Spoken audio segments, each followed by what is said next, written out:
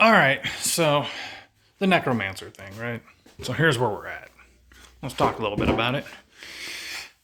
I wanted Jordan Maxwell, right? I was like, this guy clearly died naked, right? Because he showed up without a shirt off, right? Just from here up, like I'm talking right now, like in the screen, and with his glasses on, like he died in the tub or something.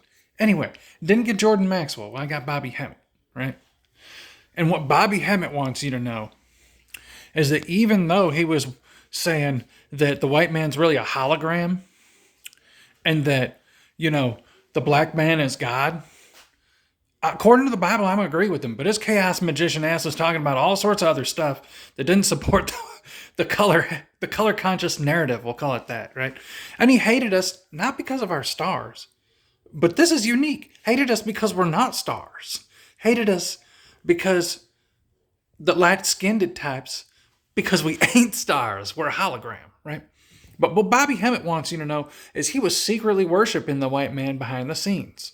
He was worshiping George Washington. He wanted to be the light bearer. He talked about Sirius, the North Star, the Wayfarer, the star of our favor, the other star of our favor, because the star of our favor is the sun, Todd's son Horus, right?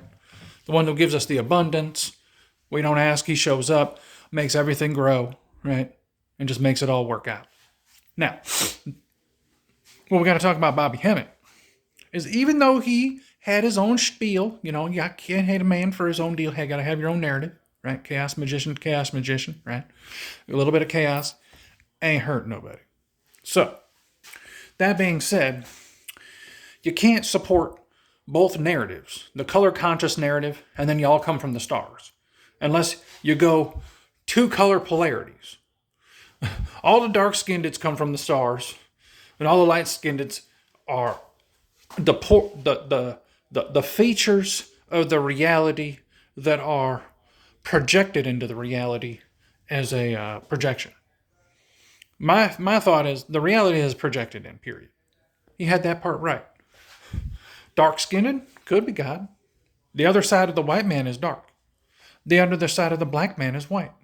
I offer that he was worshiping the white man in secret, just like I was worshiping the dark man in secret when I was a Hebrew Israelite, even though I woke up to the reality that I'm a sun worshiper and a moon worshiper. Send the moon gods who we need to reinvigorate in this life, right? Just like Moses. We need a Moses, guys. We need a wayfarer. We need a guiding light and star that we can follow on the earth and reach the goal, which is spiritual, psychosocial, financial, and physical movement from current statiacious to the hopeful, helpful, beneficial end of the pursuit in life, liberty, and happiness there, right? I'm saying send moon guides the way to go. Get central.